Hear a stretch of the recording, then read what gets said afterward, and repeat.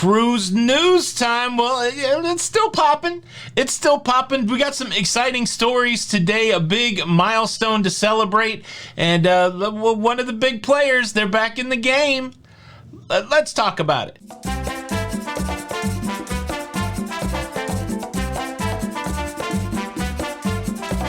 Hey, what's up, everybody? Welcome back to Lido, Loca. I'm your host, Tony, here with the latest cruise news updates. Well, yeah, 4 big cruise news stories, but we do have to do some work to close out some conversations from yesterday. 2 stories in particular. I tied them to mistakes that cruisers are making right now, and I still contend that a mistake that cruisers are making right now is not knowing exactly what the health protocol is before you start your trip. And whether or not you know how to use the internet, or whether or not you know how to use the telephone, whether or not you know how to send a letter, it is irrelevant in my opinion. If you are going on a cruise right now, the onus is on you to understand what the health protocols are. I know there's a lot of extenuating circumstances. I have sympathy and empathy for people that are in those situations, but I put it out there so everybody who hasn't cruised yet, everybody who can hear my voice, check every day before your cruise to make sure that you know what the health and safety protocols are, that you know what you need when you go cruising, so that regardless of your circumstance, you're not standing on a dock watching your cruise ship sail away. It's on you to help yourself. The cruise lines are helpful in many circumstances, but when you've laid your money out on the line, when you put your time on the line, when you've made the plan, it is on you. That seems harsh, I know, but that's the way it works. So again, no shade on the people that were in the circumstance. I'm just telling you the story so that you're not in the circumstance. It's a teachable moment. And then let me circle back around to people on the MSC Meraviglia. I heard from several people yesterday, hey, I was on the MSC Meraviglia. It was not an issue that I did not settle my bill. It was an issue that something that MSC did caused us to get pulled out of line. Now, certainly that was probably true for many people, not true for all people. Again, no shade on the people on the Meraviglia. I just saw that again as a teachable moment. I have seen people not be able to get off the cruise ship because they have not reconciled their bill, and it's important right now, especially in these challenging times when you've got to get to airports, when you've got to get to the next place. One thing that you can do during your cruise is the night before your cruise, 2 nights before your cruise, check. If you see that you owe money on your bill, make sure that you've got something there to pay it. And if you got an overage on the bill, which happened to several people that were on the MSC Meraviglia, you could work to resolve that before disembarkation day. Also, who would think to look at their cruise bill for an overage? I know most wouldn't, but let's all take this experience from the people on the Meraviglia and check our bills for overages also. That's all I'm saying. Not saying there's anything wrong with the people. I'm just saying, what can we learn from these experiences to help ourselves out? Also, in relation to yesterday's show, a big thanks to everybody for all the support that you guys showed for our decision not to cruise this week. We do think it's the wisest thing for us to do, and yeah, it's a bummer, but you know, sometimes you have to do things in life that's a bummer, and canceling that cruise certainly one of them. And also, we saw a big influx of subscribers yesterday. Welcome to the Loca fam. If you find some fun here, some value, share it out to some of your cruising friends. Help us grow this cruising community. I want to invite you to our live show. We go live every Tuesday night, 9 p.m. We will be live tomorrow night. We're going to try out a new YouTube feature. We saw our friends Pero DJ do that last night.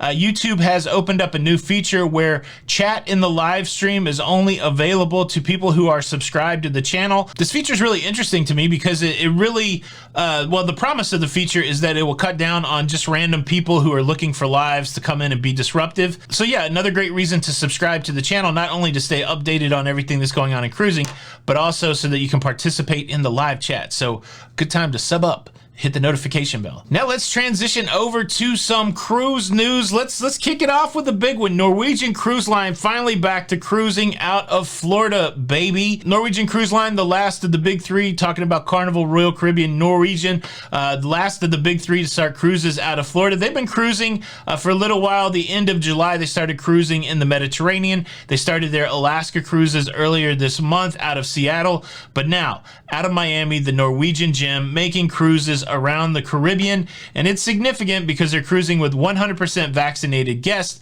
and 100% vaccinated crew members.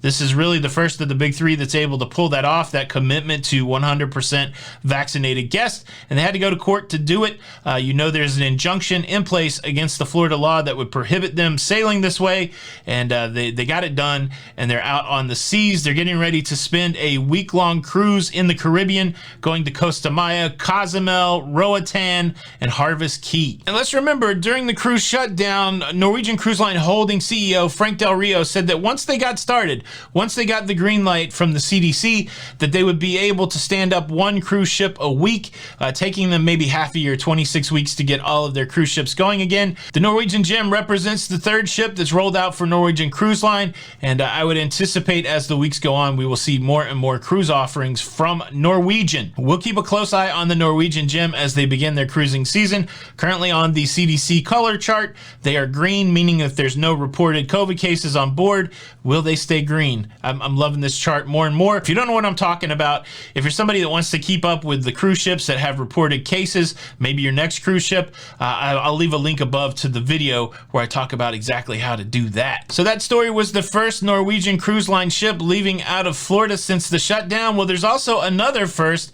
The first Royal Caribbean cruise ship to leave from Galveston since the shutdown happened this weekend. Also, we're talking about the Independence of the Seas. She took on paying passengers yesterday for a 7-day Western Caribbean cruise, going to Roatan, Costa Maya, and Cozumel with a couple sea days. So Royal Caribbean fans there in Texas now have a ship leaving out of Galveston. And also excitingly for Royal Caribbean fans in Texas, pretty soon Royal Caribbean will have an exclusive terminal in Galveston. Now this new terminal won't be done until November of 2022, but they did break ground. That's a huge step. They did break ground for this 150,000 square foot terminal. Costs about $100 million. It will be the new home port for the Oasis class ship Allure of the Seas. And think about that. This story may not seem significant to anybody except Royal Caribbean fans in Texas, but it's another one of those positive signals for the cruise restart. The fact that the company is investing $100 million to build a new building that they won't be able to use until 2022, it is a good signal that the cruise restart is in effect, that the cruise restart is yielding the results that it needs to yield so that they continue on with future plans. And so super excited for Texas, super excited for Royal Caribbean fans, but super excited for cruisers in general. Certainly three big stories about looking forward to the future of cruising. And we got one big story about that kind of celebrates looking back over the last year. I'm going to share that with you, but first let me quickly invite you to subscribe to this YouTube channel. If you like staying up to date with everything that's going on in cruising, please consider subscribing with the notification bell on.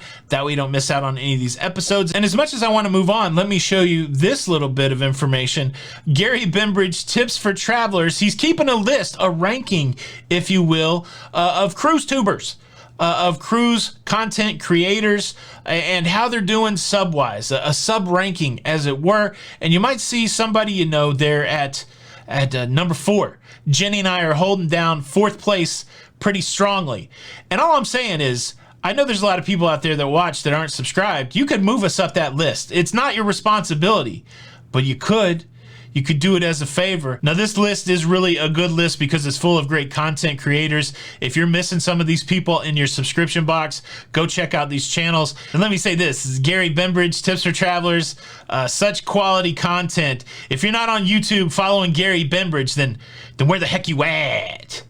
All my TikTok fans will get that. I don't think we have any TikTok fans. But anyways, all I'm saying, take a second and subscribe. All right, big cruise news story. Time to celebrate. Today, August the 16th, 2021, marks 1 year of the cruise restart. Which company brought us back from despair? Of course, MSC Cruises. A year ago, they kicked off their Mediterranean sailings with the MSC Grandiosa. MSC gave us hope by talking about the ability to cruise in a safe cruise bubble, and they did it. it. They use testing and distancing and masking and all of the protocols layered on top of each other to get cruising going again. And I do not think we would be here today if it was not for the foundational work that MSC started back last year this time. So time to celebrate, time to raise a glass to MSC, and also another positive signal about the cruise restart, that cruising has been back for a year. Cruising showing that even in these challenging times that they can cruise safely, that they can offer an escape for people that want to get away from their day-to-day, and also showing that they could do it in a way that would not result in the major outbreaks and devastation that we saw as cruising shut down back in early 2020. Way to go, MSC. Everybody hit the like button to celebrate 1 year of cruising being back. Boom, that's your cruise news. Let me kick the question over to you. Which one of these stories was the best signal for the restart of cruising? Is it Norwegian being back? Is it Royal Caribbean's moves in Galveston? Is it a celebration of the 1 year of the cruise restart? Or anything else you want to talk about, leave a comment below. Thank you so much for checking out the show today. Please show your support by hitting the like button, or the next time you order coffee out, they're going to make it wrong, and then when you ask them to make it right, they're going to look at you like you were wrong for asking them to make it right. I mean, you paid for it. Am I wrong? This is Tony with Lido, Loca, and until the next time, we'll see you on the Lido. Bye.